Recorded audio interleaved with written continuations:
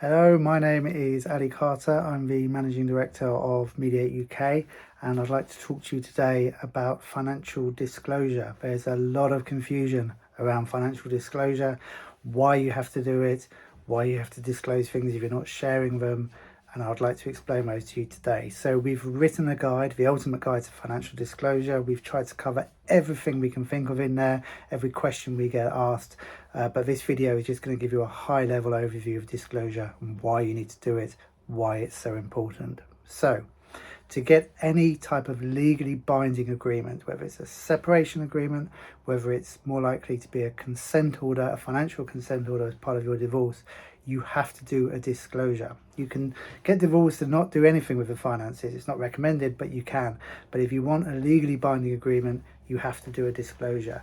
The courts need to see what there is to make your agreement legally binding. So what goes into a disclosure? You need to put in there any properties that you have. You need to put in there any assets. Anything over £500 in value should be listed as well. You need to put in there the value of any pensions and also the value of any liabilities, how many debts you've got as well. So there's different ways to do that. You can do it at a high level. You can just say, I've got 3 properties and the combined value is £1 million.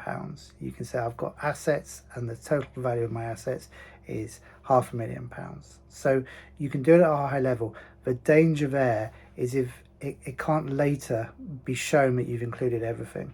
So if it gets challenged at any point in the future, you can't just show, yeah, absolutely, I disclosed the bank account with Barclays, here it is listed down here, bank account ending 1234, £20,000 in there, because you've just done it at a high level. So there's a risk there, but it is one of the options. If you have a look, you can download a form D81 from the internet.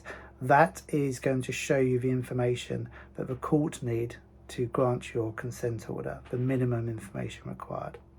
But I would say 2% of our clients do it at a high level because of the risks involved.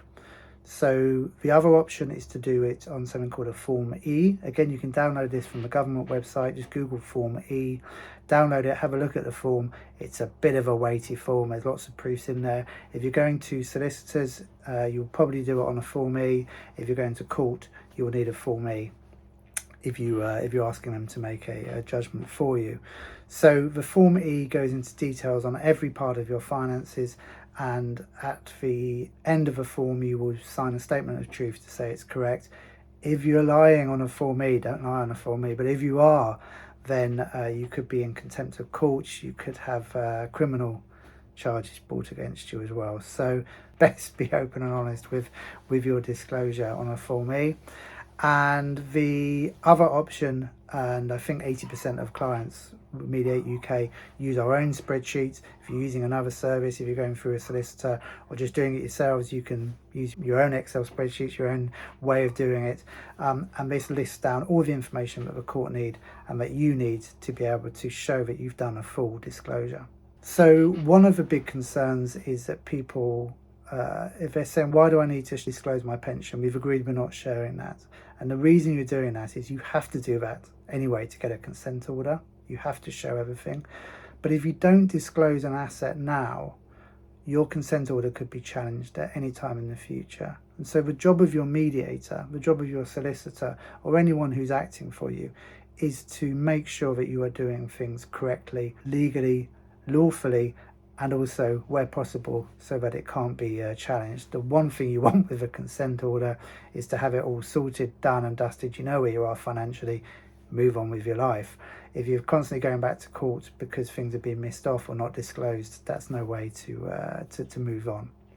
So you have to do a full disclosure. That's to protect you. So does everything have to be included? Yes, anything over £500 has to be included on that form.